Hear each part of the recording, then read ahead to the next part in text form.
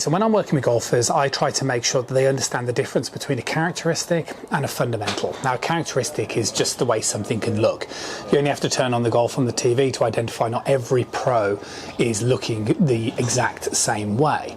However, they are fundamentally doing the same things. Now, the fundamentals that I always try to insert and instill into my students, the first one is basics, the second one is rotation, the third one is swing plane, the fourth one is width, and the last one is sequence. And if they can understand those fundamental things and apply them to the different parts of the golf swing, they see progression.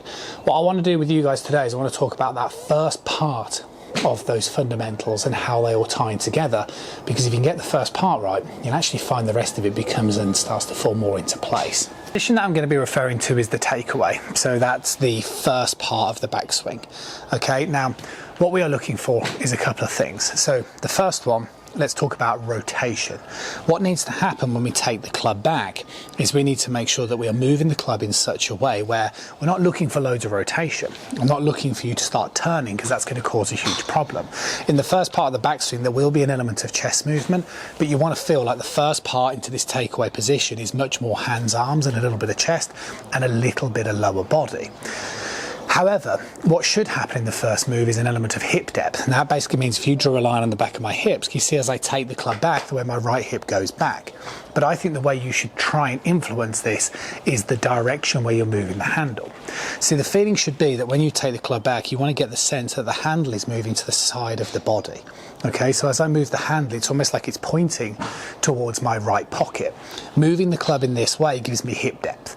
Now, I know there are different ways. Some pros and some golfers I work with prefer to hinge, like I say, but the problem is if you're doing this and you're moving this way, then you're going to struggle. That's why I think a sensible option is just move the club to the side of the body, because it gives you this ability to be able to get good rotation, which is that first fundamental. This ties in nicely with swing plane. So if I drew a line through the heel of the club and up through my elbow line, what we're looking to do is, as I take that club back, see the way the club head goes nicely through it. See, if my arms move too far away from my body, can you see the way the club face has more of a tendency to open? We're not really looking for that. If we can keep the club face perpendicular to that line, that basically means that I'm moving the arms quite nicely to the side of my body as I'm demonstrating. Now, the really important one here is width. The thing with width is we're not looking to just move the club as far away from the body so that the arms become disconnected. Now, what happens in the setup position is we produce a tilt, and the tilt is produced because the right hand is lower than the left, and therefore the right arm will have a slight softening, if you like, a slight bend to it. So when you take the club back into this first sort of checkpoint position, it's absolutely acceptable that the right arm can bend a little bit more. Okay, so you can allow that right arm to fold a little bit, but you want to make sure the upper arm stays nice and connected, but I'm still feeling like I'm pushing the club away from me.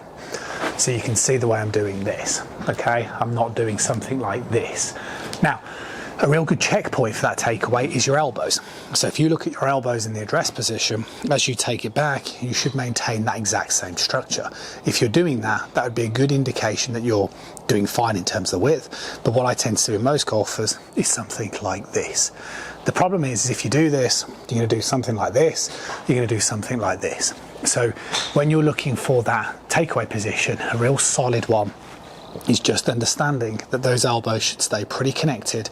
And if I was to draw a line now running through the club face, through my elbows, through my shoulders and through my hips, they're pretty much all in line, which is a really good position to try and mimic. My last fundamental is sequence. So I try to help every golfer understand the sequencing at every part of the golf swing.